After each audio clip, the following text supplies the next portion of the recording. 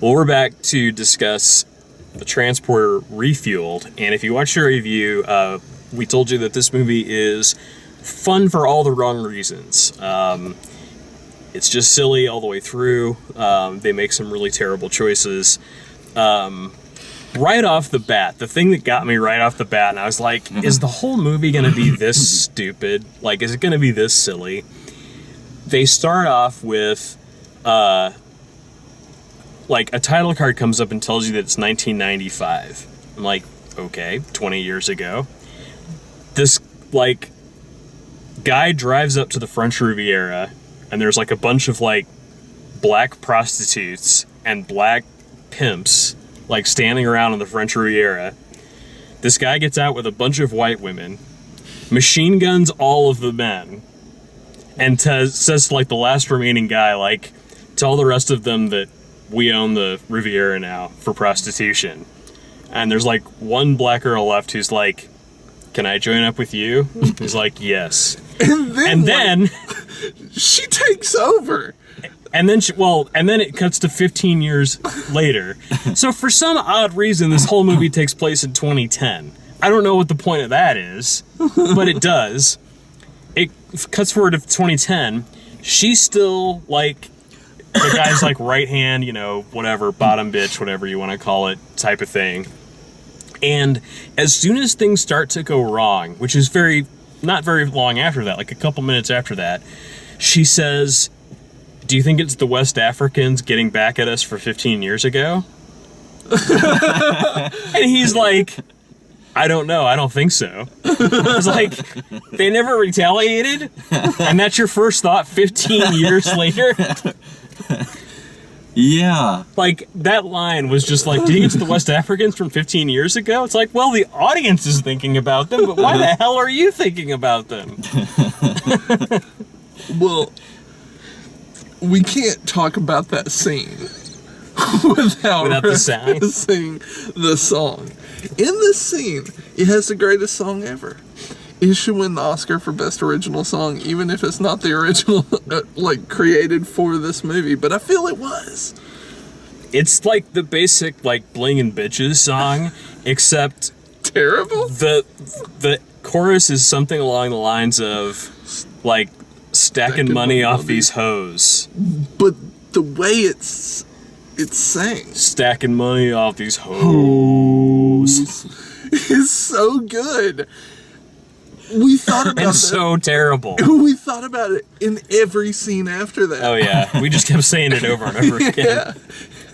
Stacking money on these hoes. What is he gonna do with all that money? Just stack it on random hoes. There's plenty of hoes. Clearly.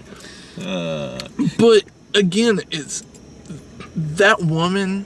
She is the most powerful woman in this movie. Like, she literally holds the most power out of any of them, and she's still treated as a sex object in the script. Yeah. Mm-hmm. Like, whenever you see her, she's dancing or doing something. But there's a bit of a pretense that the girls are on a revenge mission, so they're kind of taking over. They're empowered, but not really. The way the camera sexualizes them completely destroys that. yeah. You know. Can we talk about the action scenes? Yeah. Because there's so many of them. I would love to talk about them. Right, so they're so jump cutty, and it's just almost like some of them are like, well, we're going to plan this out, and then, nah, it's boring planning it. Let's just cut to... Yeah. Let's just literally, like, the guy's over here, and he's here, but, let's just cut to... Let's pretend he's right here now. Guns don't work ever unless the plot says that they do. Exactly. Like, guns at any range are completely And bad guys are only armed when it's convenient. Yeah. Like, there can be 10 of them, and it's okay they don't have guns because we want this to be a fight scene. Like, yeah. The only guns that work kill hookers and West Africans. Apparently. Like, that's it. Well, yeah, again, it's like in service of the plot, everything kills. It's like the stunt coordinator and the script don't talk to one another. There's the scene where a guy is holding a gun and he up against a fire extinguisher, and the guy with the fire extinguisher wins that battle. Then there's the guy on the Sea-Doo holding the gun as Chris Martin from Coldplay. But see, I jumps get it onto now. him, No, he was mesmerized because he was doing the Karate Kid thing. He was. He was just mesmerized. He was. He's like, what's I gonna can see happen? that. He was like singing "Fix You" as he like came in. But then they suddenly jump cut to he's in the water and now he's in the up on the water. sea-doo. Like, then wow, he comes okay. onto the land with the sea-doo, crashes into a car, flies through it like a The window missile, shatters the window for some reason. But drop kicks him. Yeah, like drop kicks through him. both sides of the window. all in 1 second. Beautiful. And then he comes and shoots a guy who jump cuts to falling off of some unrelated cliff that might not even be in the same country. That may not have even been shot for At this least movie. it was roughly the same time of day. Right. Well, all those action scenes were great. I have one question. With the jump cuts and the fact that his father gets kidnapped not once, but twice. Yeah. Was this taken for? The double kidnap thing was really, really hilarious. Like, that he literally saves his dad, puts him into a hotel, and his phone Immediately rings. kidnapped. His phone rings. It's like, we have your father. Damn it! Like This just he happened? just pulled out of the parking lot. It had to have been like 10 seconds. But here's the best part.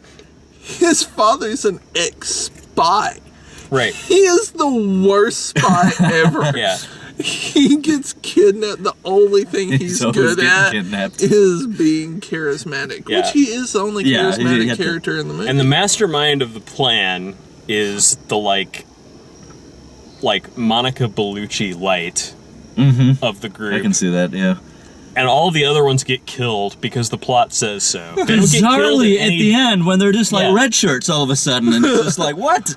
Oh yeah, we don't care about that. Yeah, boom, dead. they foreshadow that everybody but one is gonna die in the. I couldn't believe scene the chick right gets beforehand. shot again and in his arms again. It's like, what? Here's what kills me: she got shot,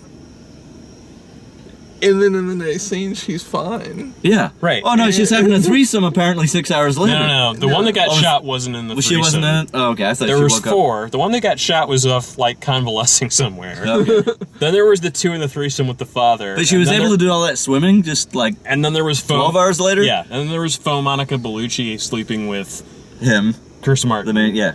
Yeah.